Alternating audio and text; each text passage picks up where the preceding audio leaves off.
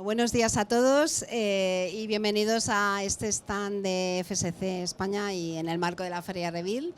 Es un placer para mí moderar esta jornada, gracias a Patricia y a Gonzalo por darme la oportunidad de moderarla. Y el título de la jornada creo que es muy inspirador, es Impacto de la madera en proyectos constructivos en España y otros países. Yo creo que hoy vamos a encontrar tres visiones muy potentes del uso de la madera y de la arquitectura, ¿no? En clave arquitectónica, por supuesto. Mi nombre es Inés Leal, soy arquitecta y estoy especializada en temas que tienen que ver con sostenibilidad, con energía y nuevas tecnologías. Entre otras cosas, soy socia fundadora del grupo Temarred, que es el portal que publica Construible, que alguno de vosotros lo conoceréis, sobre construcción sostenible. Y lo que sí, a lo largo de mi larga carrera, que ya, bueno, no sé cuántos años son, más de 25, lo que sí he tenido la oportunidad es de seguir de cerca cómo el uso de materiales sostenibles como la madera estaban ganando protagonismo, y ahora mismo pues es un material que está en la mesa de casi todos los proyectos, ¿no? Y hoy vamos a hablar de madera desde una perspectiva de futuro, cómo encaja dentro de todos los marcos normativos que nos vienen y que muchos conocéis, y cómo la madera se ha convertido además en un símbolo de arquitectura responsable, innovadora, regenerativa, porque bueno, como todos sabéis, tenemos encima de la mesa una revisión de la Directiva de Eficiencia Energética de los Edificios, que entre otras cosas nos obliga a cumplir que en el año 2050 todos los edificios que se construyan y se rehabiliten sean edificios que no emitan nada, ¿no? Y yo creo que el papel de la madera en este marco puede ser muy importante, ¿no?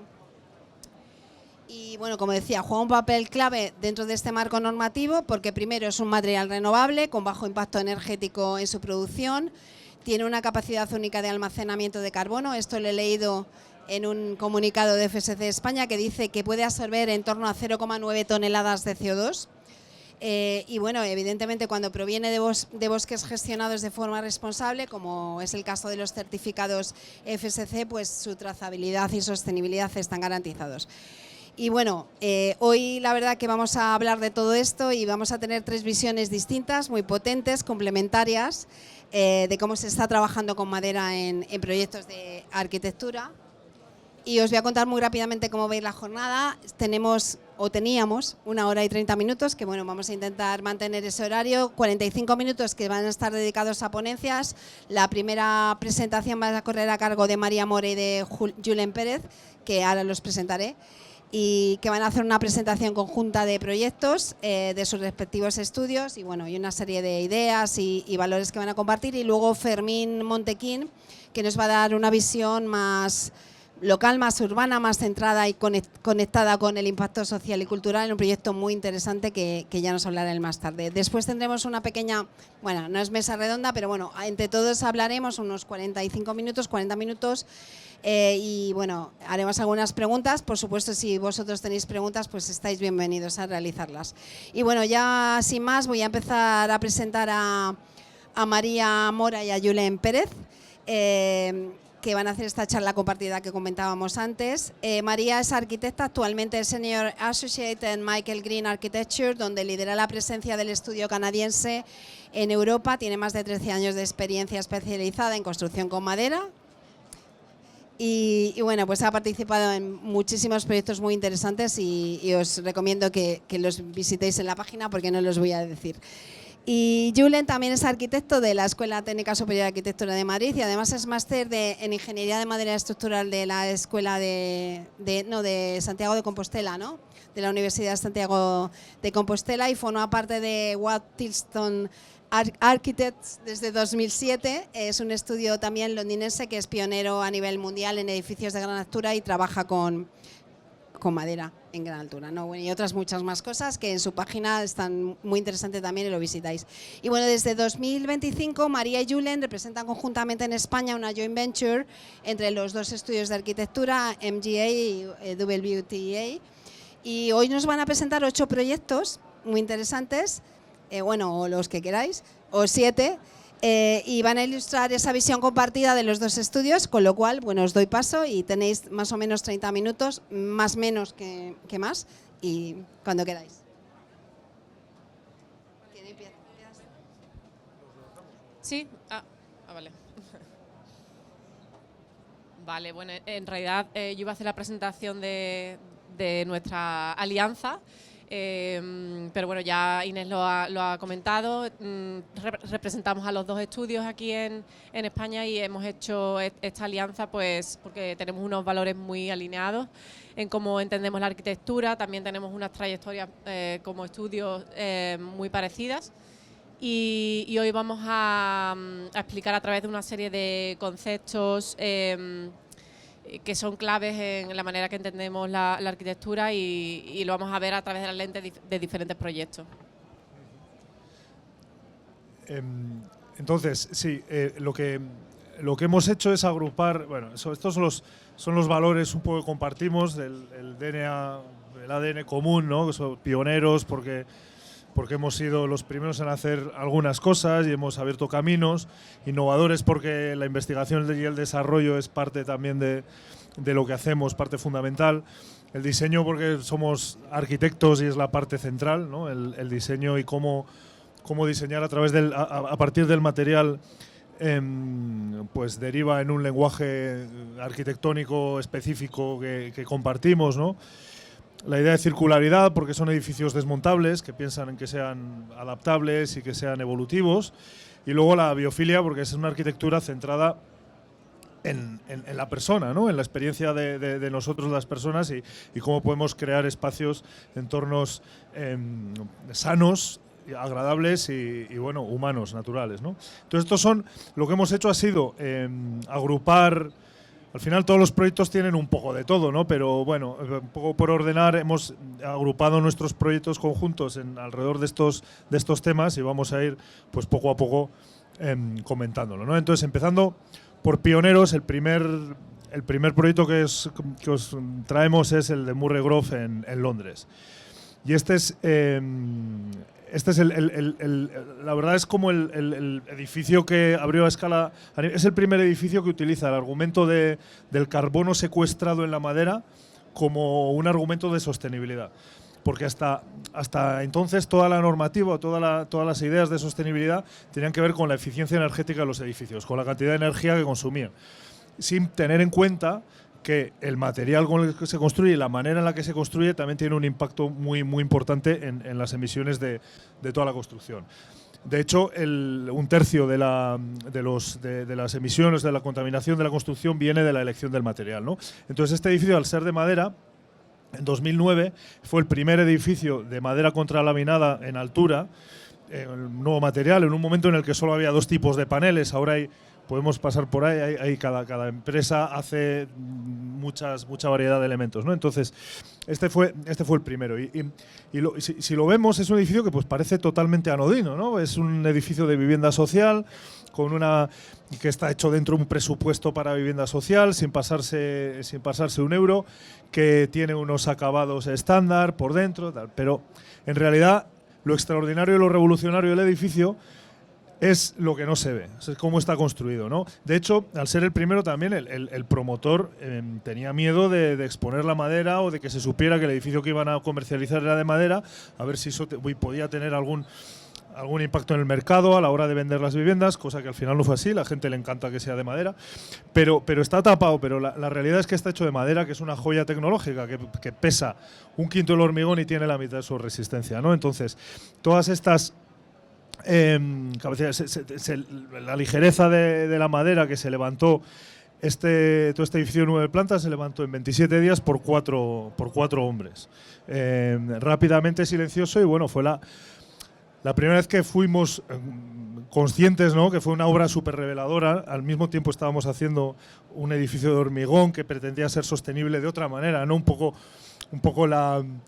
era el paradigma anterior, ¿no?, que tenía que ver con la eficiencia energética, y era un edificio de hormigón que tenía forma de ala de avión, que recogía el viento en un punto determinado donde teníamos unas turbinas que generaban electricidad, ¿no? Pues era como un poco ese emblema, un edificio que pareciera sostenible, ¿no? Pues aquí la sostenibilidad está intrínseca, no se ve, pero es. Y entonces luego lo revelador de tener las dos obras en paralelo y comprobar pues menos desperdicio, porque la prefabricación que permite la madera. Una obra silenciosa porque no se utilizan, se hace casi todo con destornilladores. Como por el contrario, una obra de hormigón está como todos los ruidos, los hormigones, etc. Un 80% del tráfico de deliveries de camiones reducido, y luego que es un edificio que pesa un quinto de lo que pesaría un edificio de hormigón, ¿no? Entonces esto fue revelador, no solo para nosotros. El edificio tuvo mucha repercusión a nivel global. De hecho, la revista Design este año lo ha dado como el edificio más emblemático de 2009. O sea, este fue el primero. Pero bueno, Michael Green y María también son pioneros, igual no tanto en Europa, pero en Estados Unidos. Me toca. Bueno, pues si bien ellos construyeron el primer edificio de madera en altura, nosotros hicimos el segundo. Está en Canadá, en el norte de British Columbia. Es un edificio pionero lo quería resaltar por 3 motivos. El primero es porque rompe con el código técnico, es una excepción al código técnico. El segundo es porque nace con una vocación también de enseñar cómo se ha hecho y de que sea replicable para que se difunda lo máximo posible y entonces sea accesible a todos los promotores, todos los arquitectos que quieran construir con este material. Y la tercera es porque se hizo también un análisis del ciclo de vida hace 10 años, que era como los principios un poco de eso. Los primeros 3 niveles pertenecen a la Universidad del Norte de British Columbia y pertenece al máster de la Ingeniería de la Madera, y las plantas superiores es una mezcla de oficina y académico. Un poco las imágenes de la entrada. Es un edificio de 6 plantas y quería conectar con lo del código técnico, porque en ese momento en British Columbia solo se podía construir con madera hasta 4 plantas. Entonces en la provincia de British Columbia, que era el cliente, creó una sección para este proyecto porque querían hacer un edificio demostrativo de cómo los edificios de madera podían ser eficientes, podían ser más saludables y podían ser seguros, ¿no? Bueno, evidentemente allí en el norte, en Canadá, la madera es una gran industria y bueno, querían promover. Es un edificio que es todo en seco. El único hormigón que hay en este edificio está en los cimientos, en la cimentación, que es una losa de cimentación. Y todos los niveles superiores está todo hecho en madera, con una sección grecada, como vemos ahí, que permite el paso de instalaciones. Es una solución un tanto peculiar que después se ha replicado poco, pero que en este caso pues nos permitía solucionar los servicios de esta manera. Incluso el muro cortina también está hecho con madera, todo certificada. Estos son unas fotos de los espacios interiores. Datos curiosos del edificio, que es que la madera que se ha utilizado en este edificio crece en el norte de British Columbia cada 4 minutos, la que se necesita para hacer este edificio. Y bueno, incluso los núcleos de comunicación también eran en madera, que es lo que conllevaba también se hicieron muchos testeos técnicos contra el fuego, de incendios, que luego fueron públicos y también contribuyeron a este cambio de paradigma y empezar a ver en la madera como este material que funcionaba, ¿no? Vale, si bien este edificio tiene 6-7 plantas, sí que se diseñó para que fuera un edificio con algunas modificaciones, para que fuera un edificio que se pudiera hacer en altura de hasta 30 plantas, que se está recogido en un libro que publicó Michael Green con Eric Karsh, que es un ingeniero de estructuras. Y entonces este edificio es el demostrativo de cómo ese sistema podía funcionar. Y por último, el análisis del ciclo de vida, que se hizo de forma, bueno, con la información que había en el momento. Después ha ido evolucionando y ya cada vez hay más EPDs. y se pueden hacer unos análisis más precisos, pero en ese momento se comparó este edificio, este edificio con uno equivalente en hormigón y lo que salió es que reducía un 88% las emisiones de carbono. Voy yo. Innovación, vale. Bueno, esto es una slide que usamos mucho y lo usamos precisamente para el proyecto que voy a explicar, para innovación. Y bueno, trata un poco de cómo la madera ha sido un material que ha acompañado la construcción desde hace muchísimo tiempo. Luego ha ido un poco en detrimento de otros materiales, pero que siempre ha ido evolucionando desde usar la madera maciza tal y como viene del tronco hasta soluciones más de ingeniería como las que usamos hoy en día más en nuestros edificios. Y bueno, nosotros siempre nos gusta ser positivos, mirar al futuro y pensar que este material sigue evolucionando y que a lo mejor, quién sabe lo que conlleva el futuro, si va a ser una fibra de madera con otro material. Vale, para hablar de innovación voy a hablar de la Escuela de Silvicultura que hicimos en Corvallis, en Oregón. Este edificio, bueno, de hecho son dos edificios dentro del mismo campus, el Advanced Wood Products, que es un laboratorio de testeo de estructuras, y el PV Hall Building, que es en el que me voy a centrar hoy. Y el PV Hall, que es un edificio académico y de oficinas para los departamentos, que se construyó en el mismo lugar donde existía un edificio previamente. Se hizo todo un estudio para ver si se podía conservar, pero finalmente se decide que la mejor forma de preservar el futuro y prepararse para el futuro es con un nuevo edificio que está anexo a otro edificio que sí se conserva. Y parte de la madera, porque el edificio que existía era con estructura de madera, parte de la madera está en el edificio nuevo. Y parte, bueno, se diseminó entre los... se hicieron unos cubitos que se regalaron a los estudiantes y para que todo el mundo llevara el edificio que había sido. Vale. El edificio se diseñó conjuntamente, perdona porque esté en inglés eso, porque es un PDF. Se diseña conjuntamente con los departamentos que van a estar dentro, con los departamentos y los grupos de usuarios que van a ocupar el edificio, y que engloban toda la cadena de valor de la madera, desde la gestión forestal hasta la ingeniería de la madera. Todo una serie de programas van en ese edificio, y se viene con el concepto del edificio como profesor. Un edificio que es profesor y además es laboratorio. Vale, todo el edificio es la estructura desde madera, y la fachada también, que es algo que no solemos hacer, pero bueno, en este edificio, al ser la Escuela de Silvicultura, se quería hacer también en madera, y toda la madera está procesada en un radio de unos 800 kilómetros, o sea, en la zona. También la fachada está prefabricada también y se trae a obra. Vale. La estructura, como hemos dicho, es de madera, son muros y pilares de madera laminada, y los forjados son de CLT con una capa de hormigón que salva una luz. Bueno, las vigas son de madera en una especie de... Bueno, es un composite, es un compuesto madera-hormigón que vamos a ver aquí en la siguiente foto. Así es como es solidario, trabajan los dos en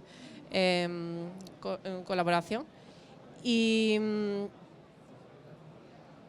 los muros de corte, bueno, es una zona sísmica, y este es un poco el punto que quería hacer sobre la innovación, es esto en concreto, aunque todo tiene su parte innovativa, pero al ser una zona sísmica, las cargas laterales son muy importantes en este proyecto también, y se opta por una estructura pionera que se llama Rocking Wall. Es un muro que son 7 capas de CLT y tiene insertado unas varillas metálicas que son postensadas, y vamos a ver la siguiente foto. Tiene unos perfiles en U aquí, que cuando en caso de evento sísmico se van a mover, estos paneles se mueven, y se disipa la energía en estos perfiles en U. ¿Por qué esto es importante y por qué es novedoso? Pues porque en caso de evento sísmico este edificio se repara muy fácilmente, solamente tienes que cambiar esas piezas, el resto del edificio quedaría perfectamente, como no ocurre con otras construcciones donde se usa el hormigón como esta pieza de resistencia. Y bueno, aquí también tenemos el concepto del edificio como profesor, todo eso se deja visto para que los estudiantes puedan ver cómo se ha hecho. Estos son unas fotos de los espacios interiores y también otra vez en línea con el edificio como laboratorio. Se colocan 200 sensores por todo el edificio, están colocados para medir los comportamientos verticales y horizontales, además de la humedad, y esto va a informar de cómo la estructura se va a comportar a largo plazo y posiblemente pueda ayudar a proyectos de investigación. Claro, yo retomo con diseño, ¿no? Que esto es importante, ¿no? Porque al final se trata de crear una arquitectura que sea bella, que, como decía ella, que sea legible, ¿no? El edificio profesor, ¿no? Que sea legible, que te explique cómo está construido, que sea identificable, que transmita esos valores de que puede ser desmontado, de que es entendible, de que no es una masa informe, que sea de materiales naturales que sean agradables de tocar, de oler, de vivir, que tengan luz natural, que todos estos principios son principios que compartimos, ¿no? Y traigo este edificio que es la fábrica de Bitsu, porque también tiene que ver con esta idea de que también ha dicho María, que compartimos esa idea del diseño, de cómo a través del material que tenemos y de la tecnología constructiva, eso deriva en una expresión arquitectónica propia, ¿no? Entonces, en este caso, este es el edificio de Bitsu, que es una fábrica de estas estanterías, que son unas estanterías modulares creadas por Dieter Rams, un diseñador alemán, que son muy conocidas, y la particularidad que tienen es que son totalmente desmontables, son totalmente modulares, puedes llevártelas a otro sitio, las puedes ampliar, las puedes colocar las baldas como quieras, y está hecho con mucha precisión y con mucha calidad, ¿no? Entonces el encargo del cliente fue: queremos un edificio que sea como nuestras estanterías, ¿no? Que tenga este concepto de que pueda ser, de que el diseño está hecho con esos mismos principios, ¿no? Y esto es lo que planteamos aquí. Aquí este edificio es de estructura de madera microlaminada de LVL de Haya, y está organizada como una nave central y dos naves laterales. Tenemos el módulo, esto que decíamos del kit de componentes, el kit of parts que también se habían hecho para los edificios de Norteamérica de María, y cómo esto al final informa todo el diseño. Es un edificio que también, como las baldas, trata de desprenderse de todo lo innecesario, que tenga una apariencia honesta, simple. Bueno, es una fábrica que está cuidado al detalle, que esté hecho con precisión, pero que no tenga que no necesita ninguna estridencia o ningún gesto para trascender en cuanto a belleza, porque la belleza está precisamente en cómo se utiliza y qué user friendly, que agradable para trabajar es, ¿no? También está diseñado, si veis estas estrías en los pilares, eso está diseñado porque en esas naves laterales se pueden colocar unas vigas, viene como prediseñado para hacer la unión fácil, para colocar unas vigas, colocar unas losas, extender el edificio a los lados, como lo haría con las estanterías si has comprado una nueva colección de libros o si necesitas, en este caso, una nueva oficina. Y como en todos estos proyectos, tratar de favorecer pues las condiciones de trabajo, la luz natural, con estos lucernarios orientados a norte, y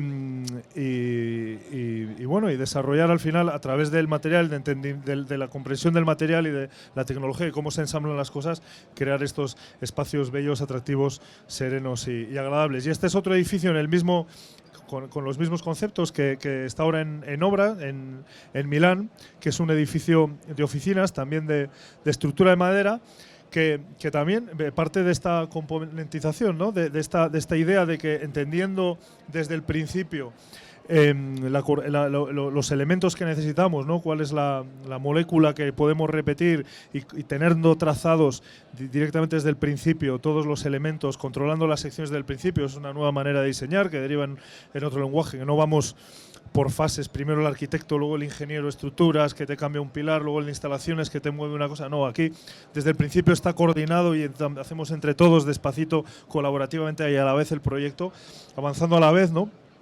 De manera que podemos ir sumando los elementos, ¿no? Y coordinando todos los elementos juntos y tener un control durante todo el proceso de diseño de exactamente hasta el último tornillo que necesitamos, ¿no? Entonces el edificio deja de ser como una masa informe de cosas, una masa de cosas para ser digamos una taxonomía tectónica de elementos que están absolutamente controlados, que se sabe la procedencia, la trazabilidad del bosque certificado, de su volumen, su carbono incorporado, su carbono secuestrado en caso de sea marea, etcétera, ¿no? Y cómo esta idea de proyectar de dentro a fuera que has dicho, ¿no? y desde el entendimiento, al final genera esos espacios que queremos. Este es el módulo que os hablaba al principio, que hicimos un mock-up para exhibirlo, que es de estructura de madera laminada, de pilares y vigas de madera laminada con una losa nervada de CLT y Glulam también. Y este es, pues, como esperemos que quede, porque está todavía en obra, pero que es al final, pues eso, es una arquitectura, una apariencia serena, accesible, la transparencia de los vidrios permitiendo ver la calidez de la madera interior y favorecer, pues eso, aspectos como la luz natural. Una cosa importantísima para los edificios de oficinas muchas veces son como llevar gafas de sol, porque están todos los vidrios con tratamientos para protegerlo y la experiencia interior no es tan agradable. Que en este caso lo que hacemos es, con esta ventana corrida y con una protección solar horizontal, permitimos que el vidrio sea lo más transparente posible y que la luz interior es una calidad, ¿no? Entonces va por ahí un poco, entender el diseño desde de dentro a fuera y desde la experiencia del usuario y desprendiéndonos de lo innecesario, porque la belleza está en esa legibilidad y en los materiales naturales sobre todo. Circularidad también hablo yo. Bueno, os cuento, y ahora te paso un poco más de Julen. Este es el edificio Black and White Building en Londres, también de oficinas. Bueno, voy a hablar de circularidad. Todos los edificios que estáis viendo son prismáticos, pero me refiero a circularidad. No hacemos edificios circulares en el sentido de la forma, pero sí del fondo, ¿no? Porque son edificios pensados para que sean evolutivos. Black and White Building lo acabamos en 2023. Ganó el año pasado el premio Rebuild Award. O sea que es un edificio galardonado en España. Y bueno, también representa estos principios, pero también es una excusa para hablar de esta idea de circularidad. Es una estructura también de madera microlaminada, como Bitsu, como la fábrica de muebles, de pilares. La verdad tiene todo es de madera. Tiene los núcleos y los forjados son de CLT, las vigas y pilares de madera microlaminada. El muro cortina es de madera laminada y luego tiene madera termotratada para crear la protección solar al exterior. En este caso también es importante. Esa protección pues nos permite tener el vidrio lo más transparente posible. Y de este edificio lo importante y por lo que lo quiero, bueno, una de las cosas importantes y por qué lo hemos metido en esta idea de circularidad es porque, bueno, estas son las credenciales sostenibles que son muy buenas, pero desde el principio el análisis de ciclo de vida que contaba María, que hicieron de una manera muy al principio, cuando todavía no había tanta teoría, pues aquí lo hemos utilizado el análisis de ciclo de vida como una herramienta de diseño, como una manera de monitorizar el edificio desde el principio. Y en parte de una cosa que entregamos al proyecto al final, al cliente al final del proyecto, era ese libro con todo el análisis del ciclo de vida, ¿no? Un poco entendiendo que al final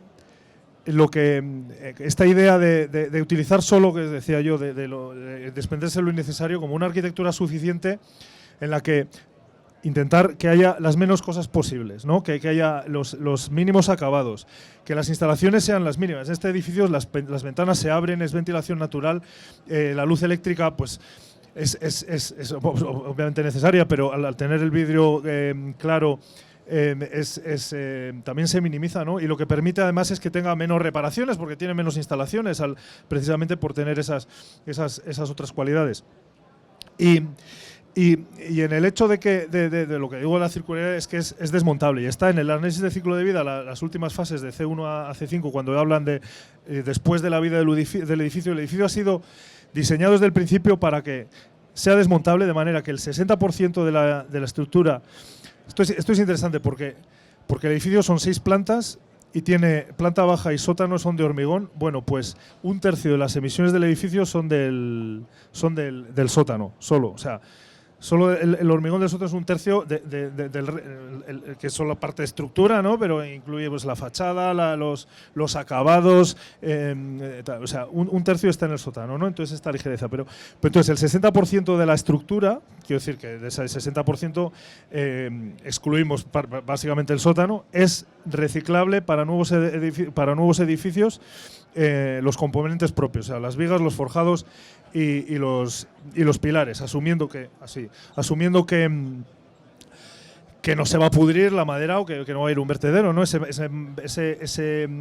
CO2 va a quedar secuestrado en la madera y nosotros en ese estudio estudiamos y justificábamos que el 95% del carbono secuestrado que hay en la madera de este edificio está pensado y diseñado para poderse mantener y conservar en edificios sucesores. O sea, estamos hablando de bosques y hay que tratar los bosques, pero también podemos empezar a pensar en nuestras ciudades como bosques urbanos si empezamos a diseñar así y poder seguir utilizando elementos durante toda la vida. Vale. Y para la biofilia he querido traer el proyecto de Google Borregas que ya he explicado esta mañana, pero para los que hayáis visto esa presentación no quería hacer exactamente la misma, así que la voy a enfocar desde otro punto de vista. Y bueno, la biofilia, mañana vais a tener otra sesión aquí en el SFC sobre eso, más en detalle. Entonces yo lo voy a tratar más como arquitecto, con menos, ahondando menos, sino es como nosotros lo incorporamos, ¿no?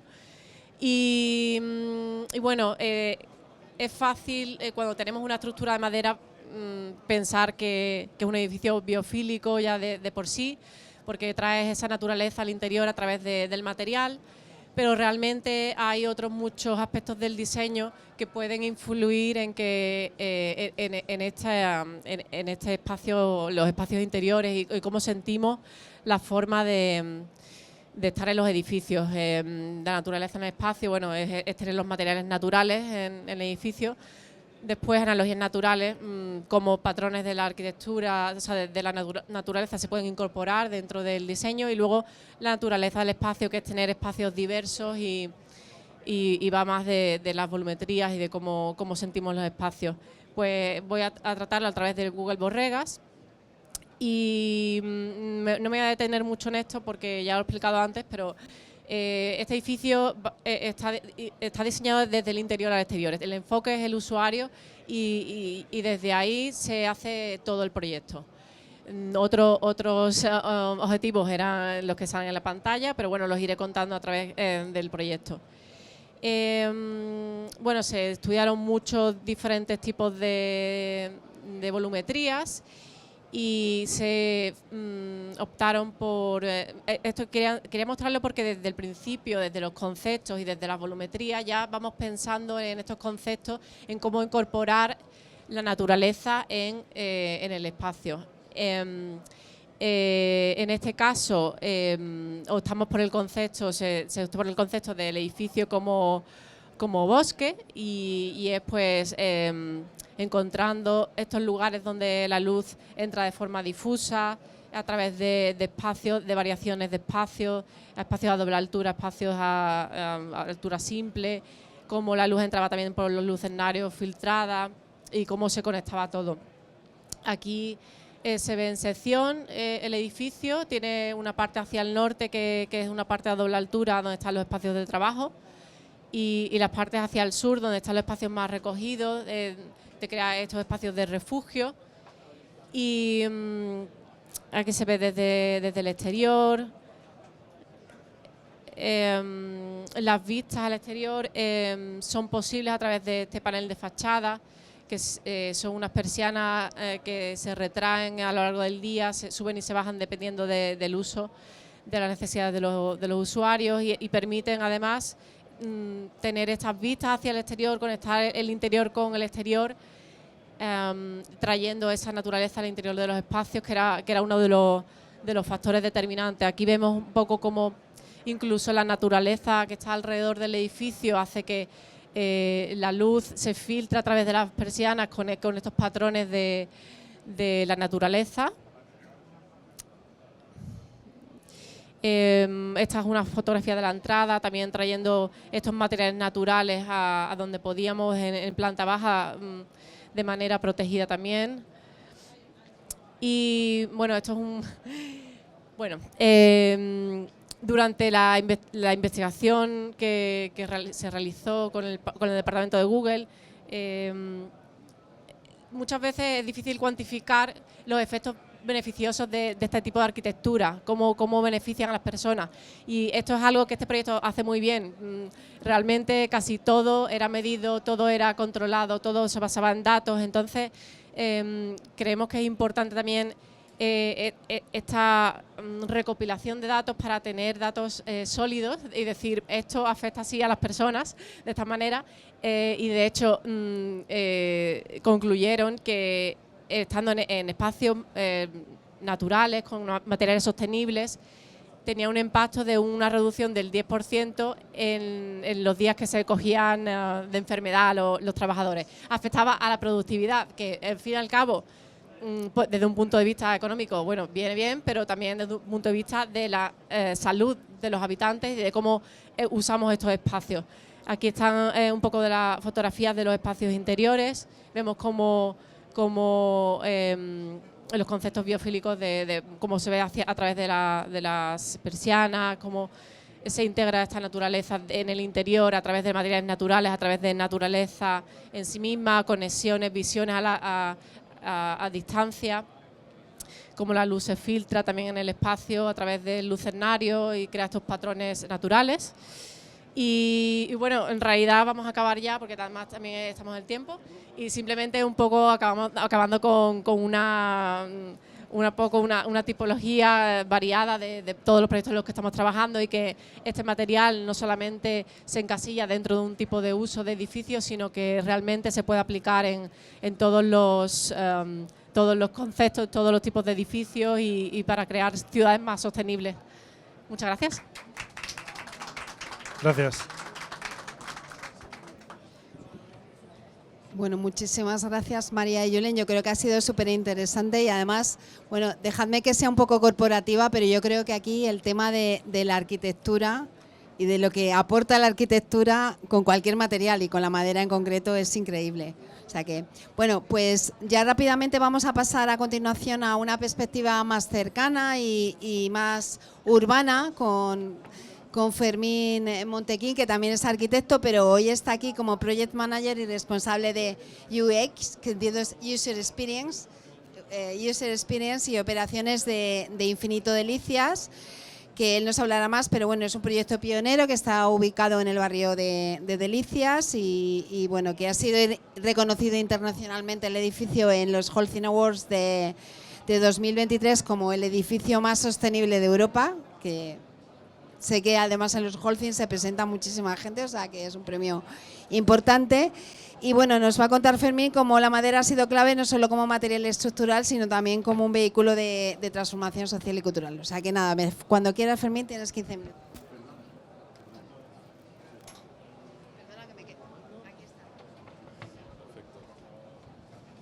Pues primero muchas gracias a EFC por la invitación y a todos vosotros por estar aquí.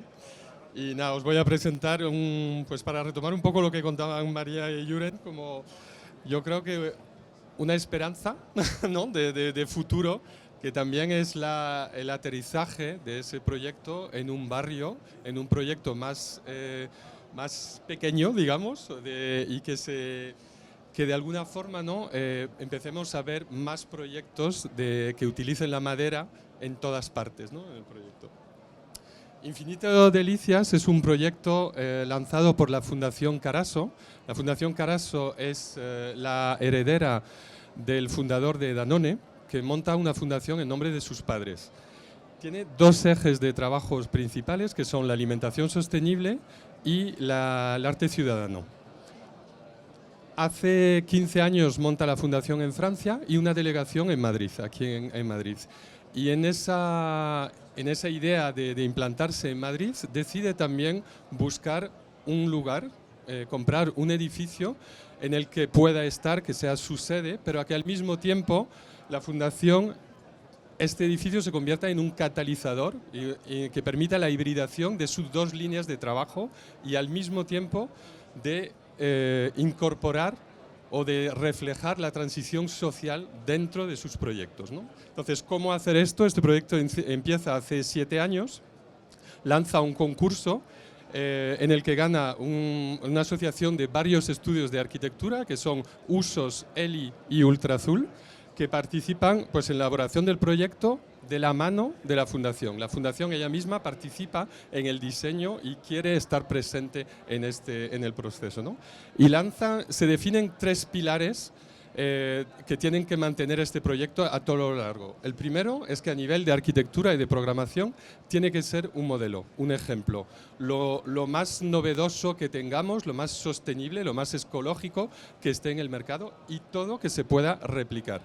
La segunda pata es la comunidad, lo social, la parte social. Es decir, que este edificio se tiene que relacionar con su entorno y lo que pase dentro del edificio tiene que tener que ver con el entorno, con el barrio y con la gente que esté trabajando. Y el tercero es que es un proyecto de Impact Investing. El Impact Investing, para los que no lo conozcan, es un proyecto que tenga un impacto positivo, pero que tiene que tener un retorno. A diferencia de los proyectos de la Fundación, que son subvenciones que da a proyectos, en este caso el patronato exige un retorno económico de este proyecto. Es decir, que se desarrolla un business plan del proyecto para garantizar que haya un retorno mínimo, o sea, sobre todo para demostrar que también se puede generar una economía sostenible desde un proyecto de estas características y desde un entorno social y colaborativo. Infinito es un centro de experimentación ciudadano. Son 2.700 metros cuadrados de edificio y donde van a converger básicamente la innovación, el arte, la gastronomía y la sostenibilidad. De alguna forma es ahí cómo se aunan esos dos ejes de la Fundación, ¿no? Queremos impulsar la innovación desde un espacio donde se pueda no solo trabajar, sino también vivir. Conocemos el primer espacio, el primer espacio es donde vivimos, ¿no? El segundo lugar es donde trabajamos. En Francia se utiliza el nombre tiers-lieu, que queremos traer aquí a España, que sería el tercer lugar. Un lugar donde vives, donde trabajas y donde conviven las dos cosas, donde te sientes en un espacio conjunto, ¿no? Innovador. Aquí, entonces, para llegar a esas tres patas, digamos, definimos una programación que tiene que haber dentro del edificio, ¿no? Para trabajar, pues va a haber espacios de trabajo, puestos de trabajo, espacios de eventos, salas de formación. Para vivir vamos a tener unas residencias artísticas dentro del proyecto, donde pondrán vivir literalmente gente dentro del proyecto. Y luego espacios de experimentación, como huertos urbanos, cocinas de grabación o un food lab de experimentación de restaurantes. Este es el resultado, digamos, final para que veáis un poco el edificio. El edificio, como os decía, son 2.700 metros cuadrados en Madrid.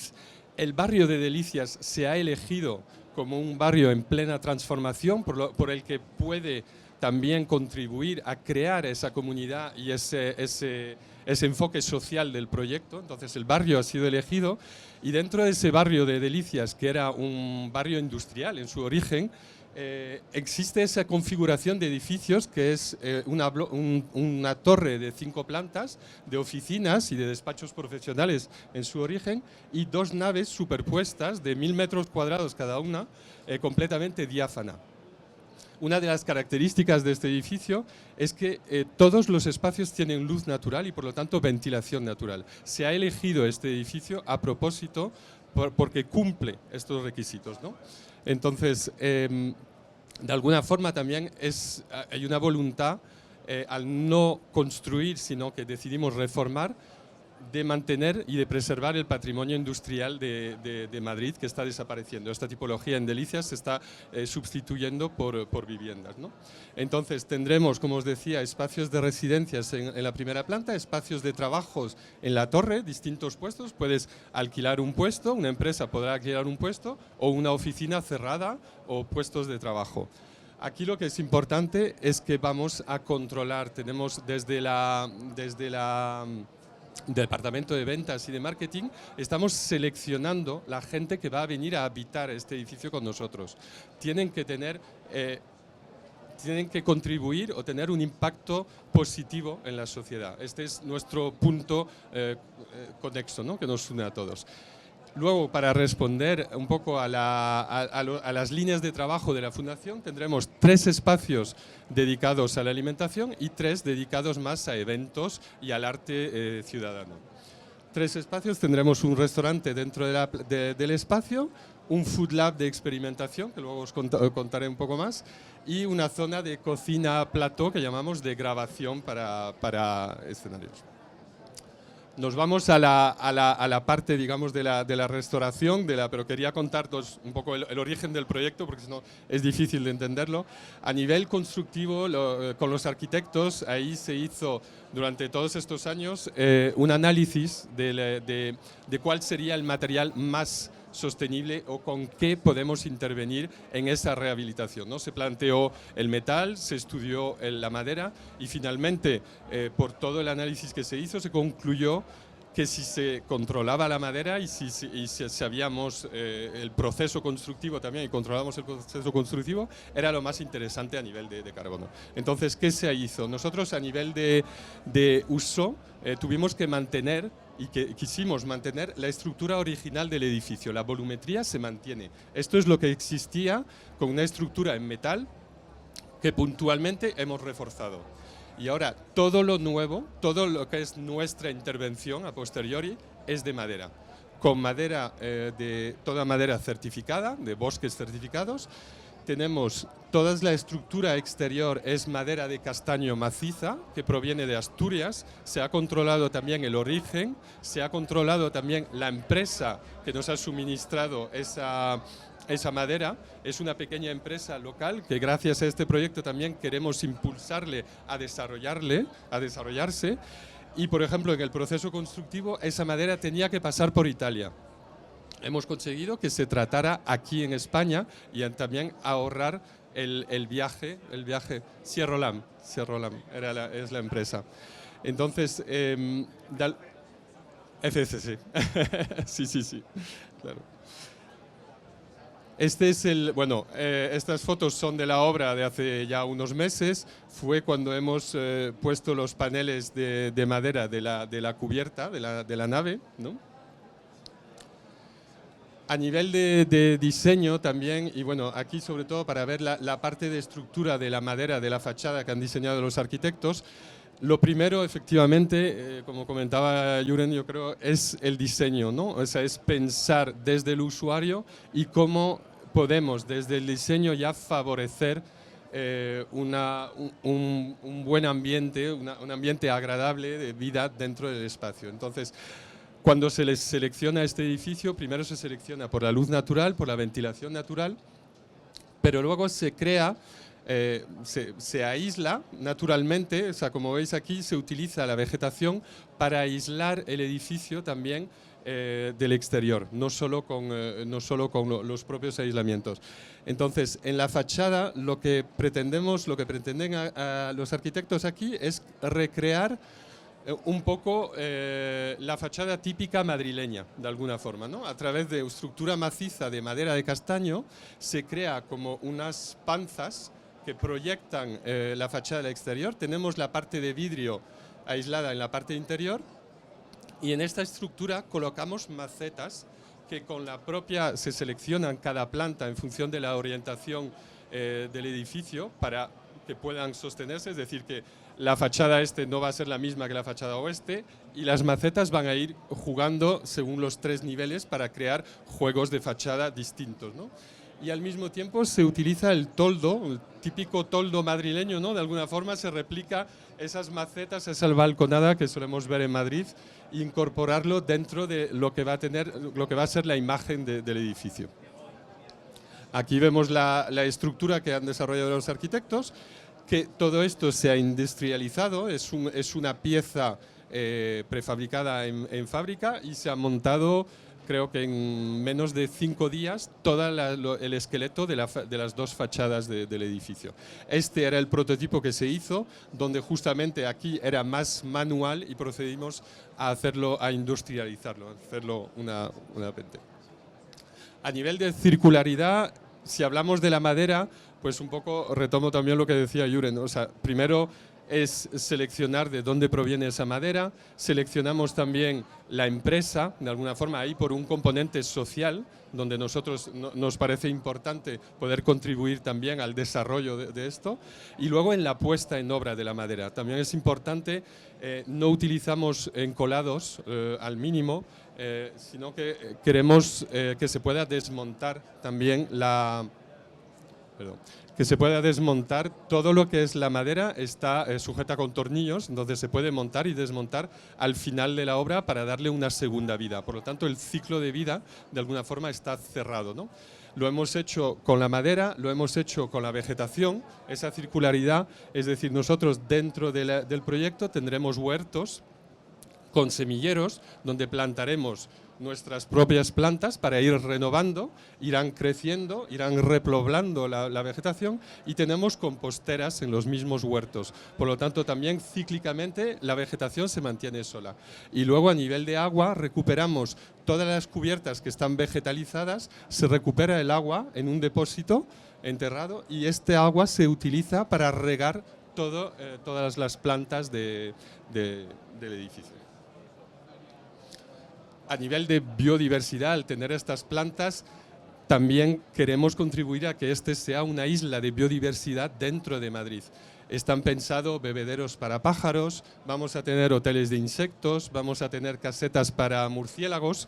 Entonces, de alguna forma, queremos que sea una pequeña isla, sí, efectivamente, de vegetación y un punto de encuentro dentro de Madrid, donde desde los parques adyacentes puedan encontrar un punto dentro de Madrid, ¿no? Aquí es más a nivel de comunidad y cuando os comentaba que está pensado el proyecto como circular y también de cómo va a tener un impacto en la comunidad y en el barrio, este proyecto se ha desarrollado como una calle, una extensión de la calle. Es decir, desde la calle Juana Doña, donde está ubicado el proyecto, vas a acceder a una rampa, a una plaza pública, donde vamos a tener árboles plantados en esta plaza, y desde ahí podremos circular en la parte superior, que llamamos los anillos y huertos, donde podremos circular libremente, cualquier persona del barrio podrá circular aquí, y dar la vuelta y seguir su paseo por la calle. Es decir, todo este espacio está abierto al público y podrá vivir, podrá utilizar esta plaza. Aquí tendremos un restaurante donde podrá comer o donde podrá tomarse un café en los huertos urbanos. Nos han, para tranquilizarnos también, porque fue un proyecto muy largo y muy difícil, nos han dado el Holcim Award de 2023 al edificio más sostenible de Europa. No solo aquí nos han premiado, no solo por la arquitectura, sino justamente por el componente social, ¿no? El de comunidad y cómo la programación del proyecto ha ido de la mano con la sostenibilidad del proyecto arquitectónico. Queremos que sean espacios que fomenten la creatividad, la conexión, la innovación. Eso es el ADN del proyecto, ¿no? Y aquí un poco lo que va a pasar en cada espacio. La madera está presente en todo el proyecto, no solo en la fachada con estructura de castaña, sino toda la tabiquería nueva que desarrollamos son tabiques de madera. Las mamparas de cristal también tienen perfiles de madera. Todo lo que es los paneles de cubiertas son de madera. Y los suelos, los de planta baja por lo menos, son también madera de castaño maciza. El resto, hay muy pocos materiales. También eso es una decisión de no añadir nuevos materiales al proyecto, sino de utilizar, recuperar lo que tenemos. Guardamos un suelo de hormigón pulido en las oficinas y no ponemos falso techo, por ejemplo. Entonces, intentar eliminar esos materiales. Tendremos un restaurante, una plaza ciudadana, salas de usos múltiples de distintos tamaños. El restaurante es un restaurante de alimentación sostenible. Estamos montando una joint venture con un restaurante madrileño para definir cuál podría ser un restaurante de alimentación sostenible tal y como lo entiende la Fundación Daniel y Nina Carasso. Y aquí un Food Lab, que es un espacio que se va a alquilar cada 2 o 3 meses para restaurantes o gente que quiere emprender restauración de alimentación sostenible, donde podrán experimentar sus menús, su personal, sus precios, para antes de lanzar un proyecto poder experimentarlo dentro del espacio y asegurarse que no van, porque el 80% de los restaurantes hoy en día quiebran al poco tiempo. Entonces, para evitar esto, de alguna forma les ofrecemos un espacio de experimentación. Este es el espacio acabado de la gran sala que tenemos de 180 personas. Como veis, da a un patio abierto donde la vegetación está presente. Todos los acabados son naturales, madera en todo lo que es suelo, paredes y techo, y el exterior es corcho proyectado. También es el segundo elemento natural que se ha incorporado. Aquí vemos un poco la realidad, los prototipos que se han hecho de fachadas. Esta es la segunda planta con cocina plató, otro espacio de eventos y las oficinas como tal. Este es el espacio de cocina plató donde vamos a grabar talleres, cocinas de grabación de tipo Masterchef, por ejemplo. Aquí veis un poco pues eso, la presencia de la madera hasta en el mobiliario también. El tratamiento de la madera todo es natural y es con productos, aceites y aguas. El último espacio.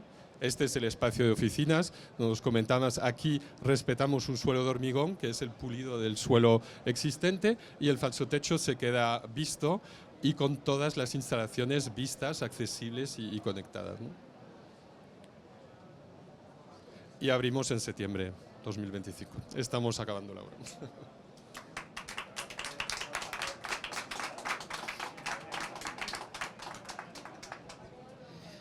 Bueno, la verdad es que ha sido súper inspirador, ¿eh? O sea, que os felicito. Yo creo que además, no sé lo que habrán dicho en este PERTE, pero creo que va a encajar muy bien el tema de la madera. A mí hay cosas con las que me quedo que creo que son muy de actualidad. Por ejemplo, Julen ha dicho que se podía hacer un edificio en 27 días con 4 personas y creo que responde, bueno, o una más, una menos, pero responde mucho también a lo que el momento en el que estamos, en el que la falta de mano de obra, pues dicen que es uno de los problemas que vamos a tener, o sea que yo creo que está muy bien. La arquitectura, que creo que es de una calidad muy buena, es posible también con madera, ¿no? Y nada, yo creo que yo tengo aquí algunas preguntas por si nadie pregunta, pero como somos tan poquitos, pues no sé, nos sentamos un poco por aquí y creo que lo mejor es que vosotros pudierais plantear alguna cuestión que os parezca curiosa, incluso vosotros, Julen, María Julen, María y Fermín, ¿no? Tú tienes una pregunta, Gonzalo, pero si queréis dejamos el micrófono. Y tú también, que a mí me interesan tus preguntas, Inés. Yo tengo varias preguntas. A ver, una sería para María. Entonces, he visto que en los proyectos de Michael Green, no recuerdo exactamente en cuál, habéis utilizado un panel de madera cemento. Eso es lo que se llama Virox ahora. Entonces, me gustaría preguntarte por qué habéis utilizado esos forjados de madera con cemento. ¿Por qué motivo? ¿Vale? ¿Cuál es la ventaja que representa? Ya que, en teoría, en la construcción con madera, el cemento es uno de los materiales que queremos más o menos eliminar porque son intensivos en emisiones de carbono, y me gustaría un poco conocer ese racional. Y también porque a nosotros en FSC mucha gente nos ha pedido referencias de fabricantes que hagan este tipo de materiales. Así que ya también te agradezco si me puedes en algún momento dado dar información. Bueno, nosotros usamos bastantes veces la combinación de CLT, de forjado de CLT con una capa de hormigón encima, pero no es un producto como tal, sino es hormigón vertido. Y se hace principalmente por acústica. Contribuye positivamente a la acústica y permite pues esos forjados más finos. Si no, también se pueden usar aislantes acústicos. Lo que pasa es que suelen necesitar más capas, las uniones son un poco más delicadas, entonces por eso básicamente se usa. ¿Alguien quiere aportar? Dejo el micrófono, sigo yo un poco, una segunda y ya paso. Mi segunda pregunta, luego haré más, pero bueno, mi segunda pregunta es para Julen. Entonces me ha interesado en Black and White, además felicitaciones porque habéis recibido el premio de Revit Awards el año pasado. Y cuando has hablado de lo que ahora todo el mundo habla del potencial de calentamiento global, que es, vosotros habéis hecho unos cálculos en kilogramos de equivalentes de carbono por metro cuadrado o bien por unidad constructiva. Me gustaría saber si vosotros tenéis un estándar de referencia de potencial de calentamiento, o sea, si existe para Wolf-Thistleton o incluso en el marco legislativo europeo, británico, si se establece un límite, o sea, dentro de que ahora estamos en la nueva directiva europea de PVD, que ahora no queremos ninguna emisión de carbono en los edificios nuevos a 2030, 2050, pero vosotros estáis adelantados. Entonces quiero saber un poco cómo estáis ahora proponiendo o dimensionando el tema de las emisiones de carbono. Bueno, pues tenemos... bueno, a ver, lo primero es que este edificio, el encargo del cliente es que fuera el edificio más sostenible posible, que estuviera por encima de los estándares, de los requerimientos normativos o incluso de las recomendaciones, de los LETI y todas estas cosas. Entonces, porque para ellos es un edificio, es un coworking, es un poco como parte del proyecto que ha presentado Fermín. En este caso solo es coworking, pero claro, para ellos era un argumento para atraer a la gente, que es un edificio que está por encima de los estándares requeridos. Si te digo, yo tengo toda la documentación y te la puedo pasar, pero tenemos un ingeniero en la oficina específicamente haciendo todas estas cosas y abriendo el camino, y no te puedes explicar exactamente esos marcos. Pero te puedo mandar el análisis de ciclo de vida ese que hicimos completo con todos los… que además está hecho como muy científico, explicando toda la metodología, todos los procesos, todos los comparativos y todo eso. Te lo mando y le echas un vistazo y ahí está toda esa información. Y espera, ya que tengo el micrófono, ¿le puedo hacer una pregunta a Fermín? Porque me ha sorprendido mucho que el proyecto lo hayan hecho 3 arquitectos. Entonces eso me interesa porque ¿cómo ha sido 3 estudios? O sea, claro, 3 estudios. Pues nosotros somos 2 estudios, y los 2 hemos trabajado con otras oficinas y nos hemos juntado pues, para hacer proyectos específicos y tal. Y nosotros ya hemos hecho algún concurso juntos y precisamente… al final la sensación que tengo es que cuando normalmente se juntan 2 arquitectos se hace el 200% del trabajo. Entonces, que hay que estar muy bien alineados en los objetivos y en el proceso, como en nuestro caso estamos, para que eso no pase, ¿no? Y que estén los egos controlados, que los arquitectos a veces lo tienen como estadios. Entonces, pues eso, ¿cómo ha sido esa experiencia de trabajar, de tener 3 estudios diferentes haciendo el mismo proyecto? Gracias por la pregunta. Pues justamente me ha tocado a mí lidiar desde hace 5 años con esa coordinación de esos 3 estudios. A ver, de los 3 estudios, dos son realmente los que desarrollan el proyecto de arquitectura, que es Usos y Eli Arquitectura, y luego está Ultraazul, que se ha dedicado más a la parte de programación. Ultraazul es la unión de Zuloarc, un estudio de arquitectura, y de Julia Varela. Entonces, ellos se han dedicado más a la parte business plan, programación y coordinación de los tres equipos. Pero efectivamente ha sido muy enriquecedor porque ha habido debates muy intensos, o sea, pero creo que también es un poco lo que buscábamos, ¿no? O sea, el elegir estudios pequeños, madrileños, o sea, de aquí, y crear esos debates, esas discusiones, es un poco lo que buscaba el proyecto también, ¿no? A nivel de socialidad, digamos, del proyecto. Y bueno, ha sido complejo, pero muy interesante y enriquecedor.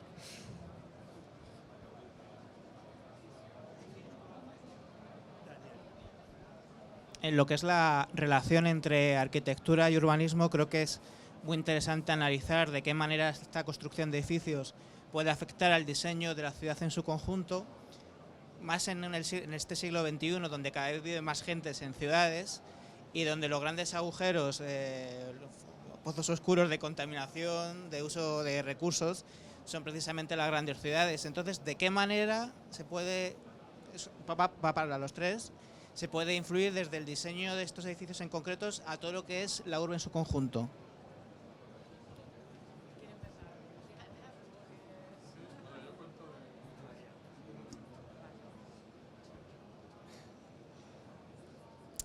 Bueno, yo creo que se empieza también parecido a lo que ha contado Fermín, con el impacto local que se tiene sobre la comunidad en la que se va actuando, ¿no?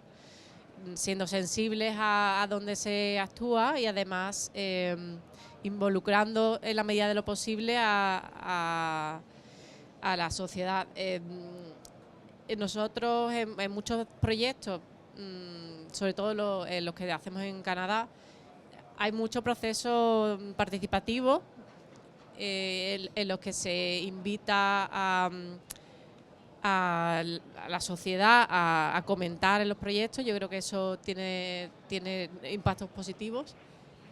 Y bueno, después ya con cosas más concretas como siendo sensibles con la ecología local, el tipo de plantas también, como lo que ha dicho de Infinito Delicias, que se selecciona de esta forma. Bueno, ya lo mejor es creando espacios en que sean accesibles a todo el mundo. Lo que pasa es que no se puede siempre hacer, pero bueno, en la medida de lo posible, retranquear y poder hacer estos espacios de ensanche para que sea usable por todos. Yo creo eso es lo que quería aportar, a ver quién. Sí. No, totalmente. Yo creo que son criterios, efectivamente, que también hemos intentado seguir e incorporar en todo el proyecto. O sea, es primero trabajar con lo local, lo cercano. O sea, nosotros ya lo integramos dentro de la propia programación del edificio, es decir, estamos buscando, antes de empezar la obra, ya habíamos establecido conexiones con asociaciones, con empresas locales, de barrio, con el colegio público más cercano, hemos establecido conexiones con ellos también. Estamos intentando montar una comunidad energética entre varios edificios que están en el barrio. Estamos intentando influir en la transformación de la calle, que se está intentando peatonalizar, porque al final de nuestra calle hay un colegio que ha sido un proyecto piloto del ayuntamiento donde están intentando peatonalizar el acceso a esa calle. Nosotros estamos trabajando ahora con el ayuntamiento para intentar arrastrarlo hasta el final de la calle. Entonces es desde dentro hacia afuera, ¿no? Es primero tanto dentro del edificio como lo incorporas. Tiene que ser, es una isla de biodiversidad, pero también nosotros nos gustaría imaginar que la gente del barrio se viene a refrescar en verano a nuestra plaza, ¿no? O sea, que de alguna forma ese sea el primer gesto. No solo la gente que va a ir a trabajar ahí a transformar el mundo y a mejorarlo, sino que también, pues, María del barrio te viene a tomarse el fresco en la plaza, ¿no? un refugio climático. Es que no me atreví a decirlo, pero nos gustaría, o sea, nosotros nos ha gustado imaginarlo así, ¿no? Además, el proyecto lo hemos vivido durante el confinamiento, o sea, se ha desarrollado, la parte de proyecto se ha desarrollado durante el confinamiento, y eso nos ha influenciado a todos, a la hora de diseñar el espacio.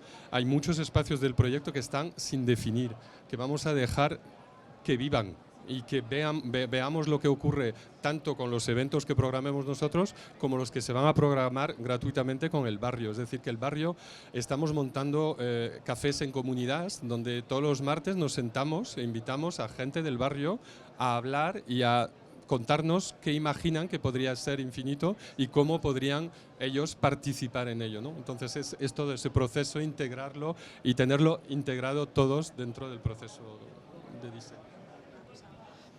Yo creo además que también hablando como arquitecta, ¿no? Y creo que lo compartiremos, que esto es una demostración también del poder que tiene la arquitectura en el cambio de todo lo que, y para que tenga poder también tiene que ser compleja, y yo creo que las discusiones los debates constructivos entre diferentes equipos en el marco de la arquitectura ocurren mucho, pero porque nos importa, porque es que vamos ahí generosamente dedicando un montón de tiempo a precisamente porque estamos convencidos de determinadas cosas a lucharlo, y eso no pasa en otras profesiones, que va más rápido, ¿no? Entonces, la complejidad y quizá el debate creo que es algo muy bueno, y la arquitectura tiene un poder enorme para cambiar el mundo, y yo creo que eso es precioso, ¿no?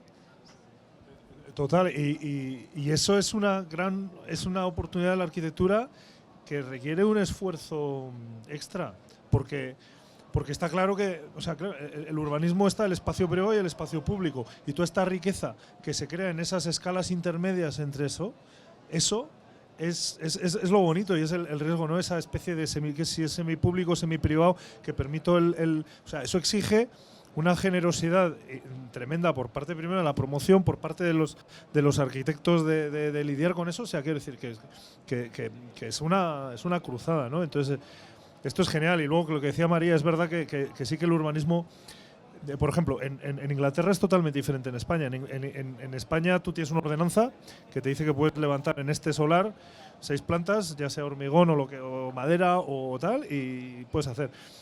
En Inglaterra tú puedes plantear lo que quieras. Tú puedes plantear una torre de 12 plantas en cualquier sitio, siempre que seas capaz de justificarla al ayuntamiento de una manera, pues mira, pues hago 12 plantas porque son sostenibles, porque doy todas estas viviendas sociales, porque abro esta oficina que puede traer un poco de empleo al barrio. Quiero decir, a partir de ahí tú puedes incluso modificar tu edificabilidad con ese tipo de cosas, o porque tengo un diseño que es fantástico, ¿sabes? Entonces igual, pues si vas con un edificio aburrido o digamos vago, de vago desde el punto de vista del esfuerzo, que igual no te dejan más que con 3 plantas porque no contribuye a la ciudad, pero si vas con uno que es un alarde de optimismo y de un mensaje positivo, pues igual tienes más posibilidades de conseguir más edificabilidad y que sea viable, ¿no? Entonces, esas cosas en el urbanismo son muy interesantes, claro, que es cambiar eso sería tela, cambiar todo el plan general de tal, pero yo creo que por ahí está un poco la cosa, ¿no? De sentarse y eso en la consulta pública, y para que se apruebe un proyecto vas a un pleno municipal donde van los vecinos y dicen yo me opongo porque vas a poner un bar debajo y tal, entonces se discute y se decide si el barrio necesita un bar o si no o sea, porque si tiene razón el vecino o si el barrio necesita el bar y se puede coordinar. Entonces, por ahí eso es interesante. Gracias. ¿Cómo afecta la arquitectura al urbanismo, aparte de la estética y aparte de estas cuestiones sociales que estamos hablando? En el proyecto que acabas de presentar, a mí me surge un enfoque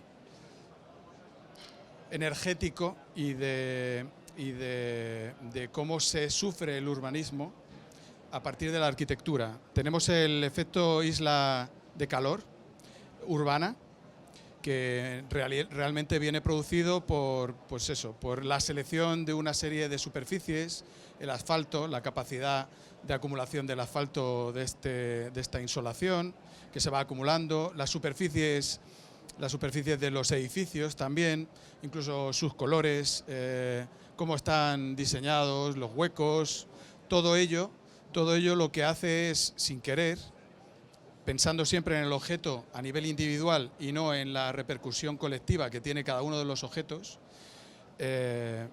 pues tiene como consecuencia que haya 3 grados más en la ciudad que en su contexto en el que está situado, ¿no?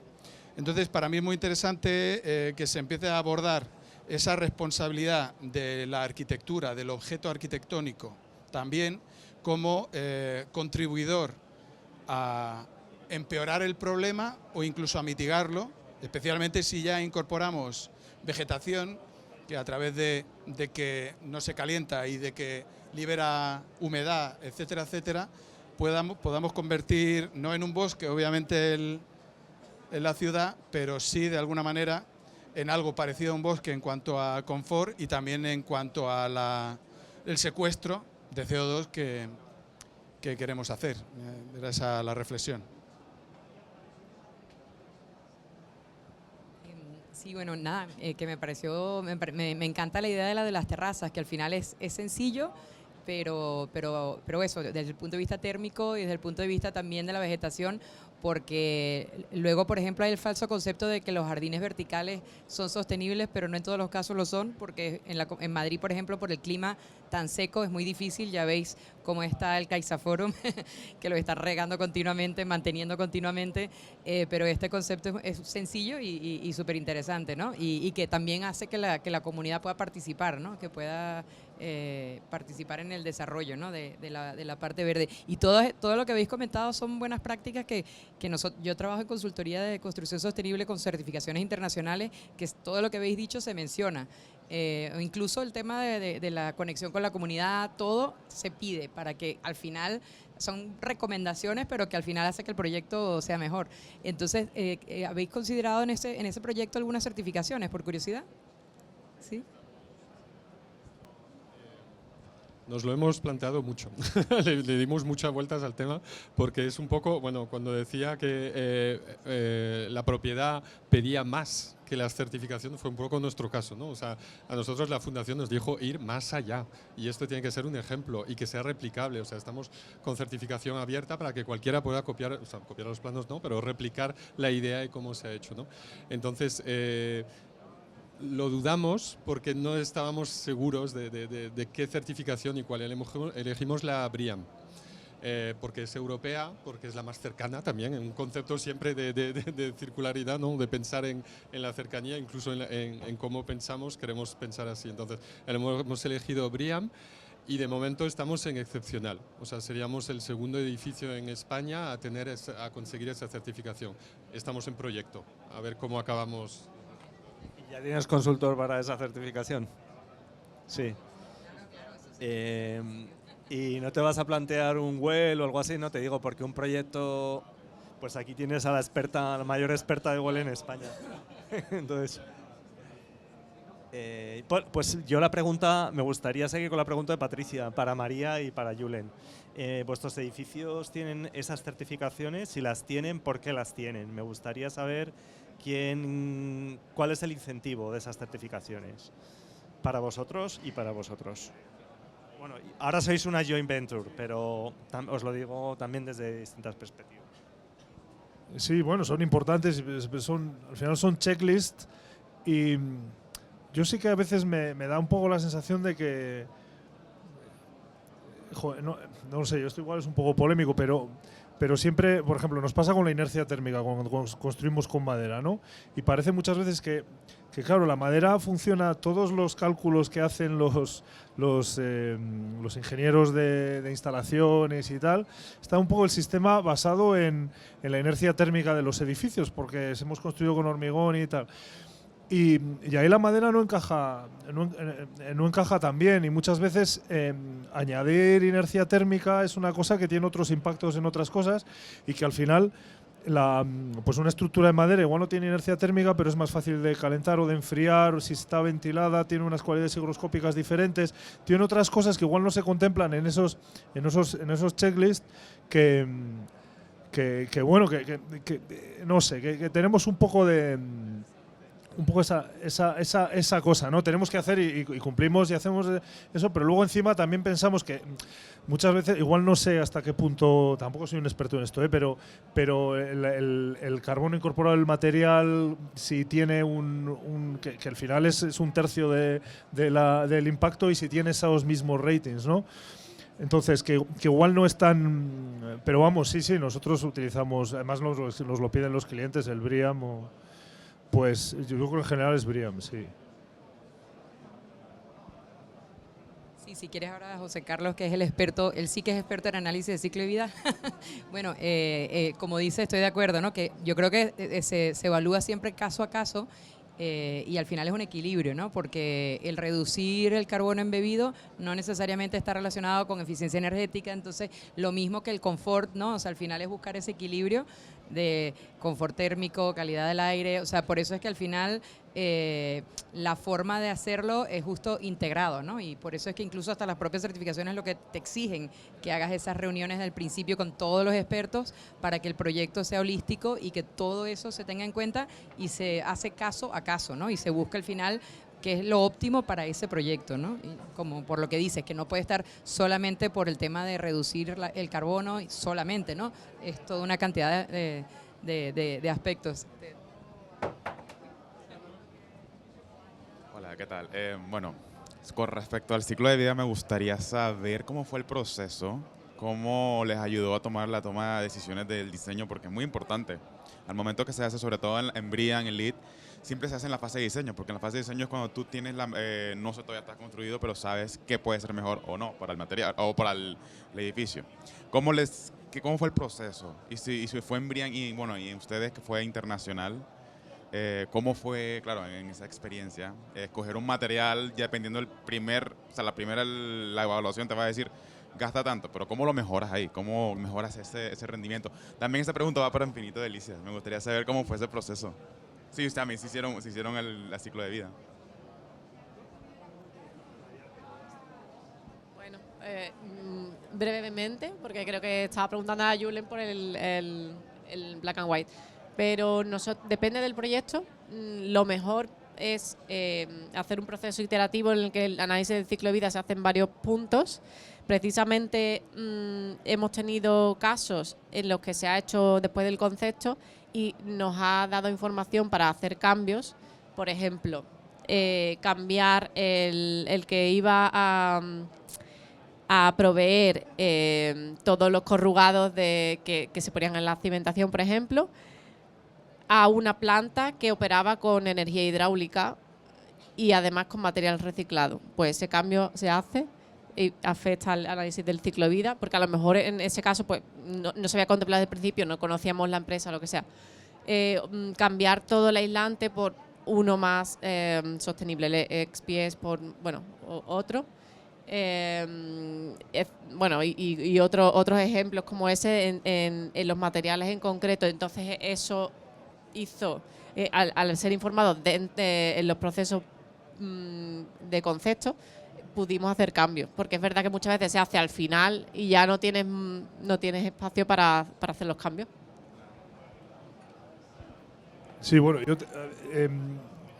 la metodología, bueno, en realidad ya te digo que tenemos un ingeniero. Yo tengo o sea, al final lo que se hizo es tenemos una taxonomía de todos los elementos del edificio, se hizo, y luego había que convertir todo, que si el transporte, todo a carbono, ¿no? Y entonces para eso había algunos factores de conversión que eran pues reconocidos, y otros los hemos documentado a través porque nos hemos tenido que inventar un poco, o por lo menos no inventar, pero justificar, ¿no? Entonces todo eso está en el report, y entonces ahí hemos ido midiendo las cosas. En general yo, si quieres también, ahora me das la tarjeta y te lo envío, y a ti también, y le echáis un vistazo y me decís también en los comentarios, porque ya os digo que no soy un experto. Yo sé al final que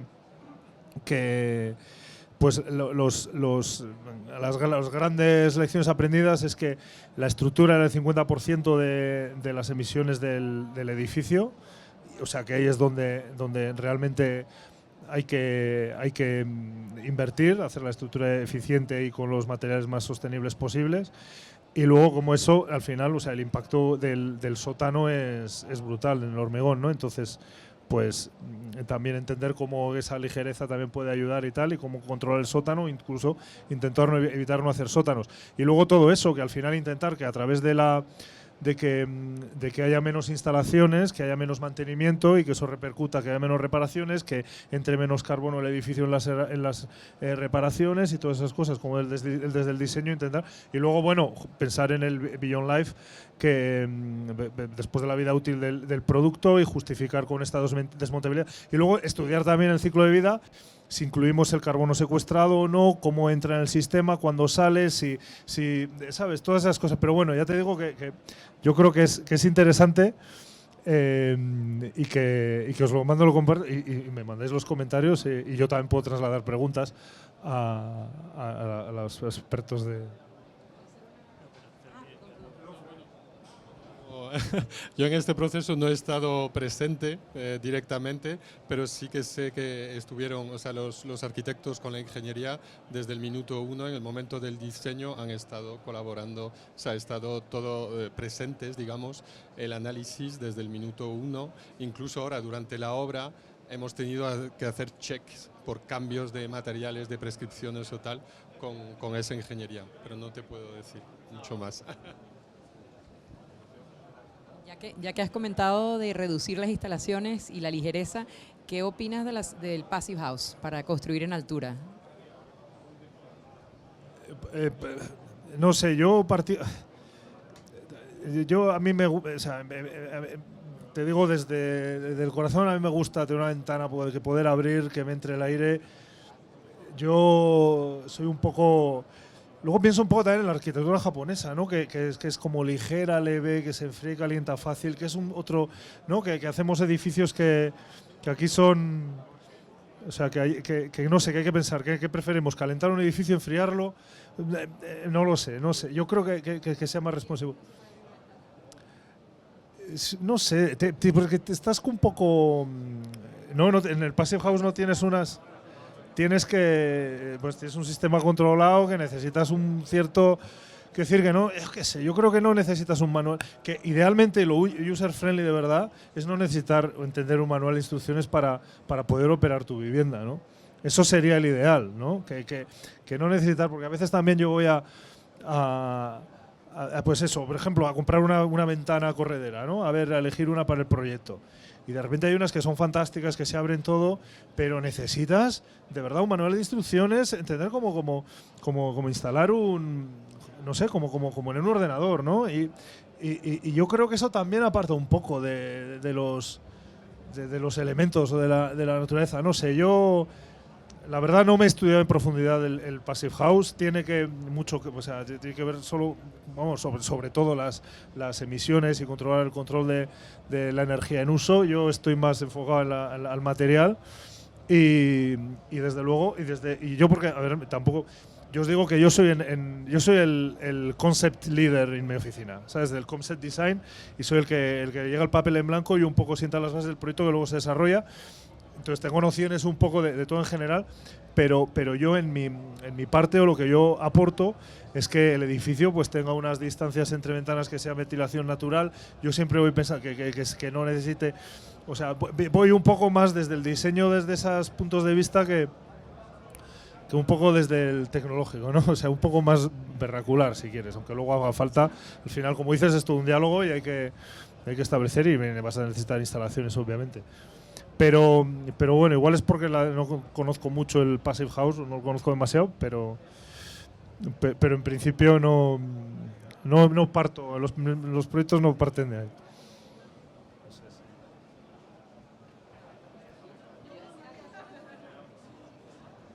No, bueno, que es verdad que depende también mucho de dónde estés actuando. Para nosotros, que los edificios estén muy bien aislados, y yo creo que es importante algunos de los conceptos que nos trae el Passive House, que a lo mejor no tiene por qué ser... Conseguir la certificación es muy complicado, porque tienes que pasar lo del test del blow, la infiltración de aire, que bueno, en edificios como en altura es más difícil, es verdad. Nosotros tenemos algún Passive House, pero son viviendas unifamiliares. Pero sí que hay muchos de los conceptos que se usan, como el aislamiento de la fachada por el exterior, las uniones, sobre todo todo el tema de encuentros con las ventanas, que no haya infiltración de aire, yo creo que son importantes también. Y bueno, muchas veces sí que hemos hecho edificios que estaban diseñados en estándares de consumo casi nulo, por ejemplo, pero no tienen el certificado en sí, pues porque es un proceso un poquito arduo. Pero bueno, que yo creo que sí que se pueden coger muchos de los conceptos, incluso si no quieres certificar el edificio, pues, pero aplicarlos en la arquitectura, porque son conceptos muchas veces que aportan confort al interior. Bueno, yo también ahí quería decir que yo creo que hay que diferenciar entre lo que son los certificados BREEAM, bueno, los que conocemos, y lo que es el Passive House, que realmente es un estándar de construcción. O sea, es una forma de llegar a un objetivo concreto. Mi opinión es que creo, y sobre todo aquí en Europa, que estamos en un camino de conseguir probablemente prácticamente los mismos objetivos que quería conseguir o que quiere conseguir el Passive House, siendo más, de alguna manera, más libres en la forma de que queramos construir, ¿no? No estoy en contra de Passive House, ni a favor, bueno, perdón, no quiero opinar, soy la modeladora, pero quiero decir que no es que es una forma de construir que creo que como fue el caso de los certificados, ha sido muy positivo porque nos ha hecho, digamos, tener esa hoja de ruta que quizá no hemos tenido hasta hace poco y que yo creo que va a ser todavía más dura con todo lo que nos viene, ¿no? Porque el tema del consumo energético ya está superado, o sea, edificios de energía casi nula obligatoriamente, y donde importa ahora ese carbono es en la parte del embebido, ¿no? Que yo creo que ahí la madera pues puede jugar un papel interesante. O sea que... Sí.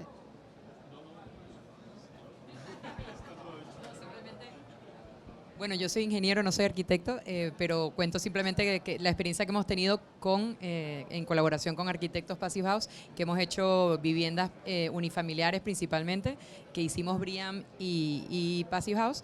Y fue interesante porque realmente yo creo que sí que, o sea, es verdad lo que dices, que es difícil conseguirlo y más en altura, pero sí que yo creo que es una buena herramienta porque aunque no lo logres, o sea, ya de por sí estás haciendo una vivienda que se mantiene la temperatura entre 20 y 22 grados todo el año.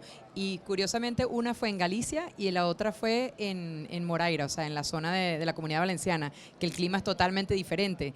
Y la conclusión, evidentemente, tiene que ser una casa que esté en uso continuamente, porque si no puede tener problemas justo por la hermeticidad que tiene. Pero bueno, las ventanas se pueden abrir. Otra cosa es que no necesites abrirla porque por la calidad del aire que se mantiene continuamente por la circulación y el sistema de ventilación que tiene ya integrado, etcétera. ¿Ah? Claro, y al final tú vas a querer igual abrir la ventana para escuchar los pájaros, para sentir la brisa, pero que la calidad del aire de interior no lo vas a necesitar. Por ejemplo, los que hacen Passive House luego ya no saben los que viven en casas Passive House dicen, yo no he vivido, pero me dicen que luego les cuesta dormir cuando haya corrientes, del típico del aire acondicionado, porque como es mínima la demanda que se necesita de climatizar, dicen que ya se malacostumbran y ya no duermen bien en otro sitio.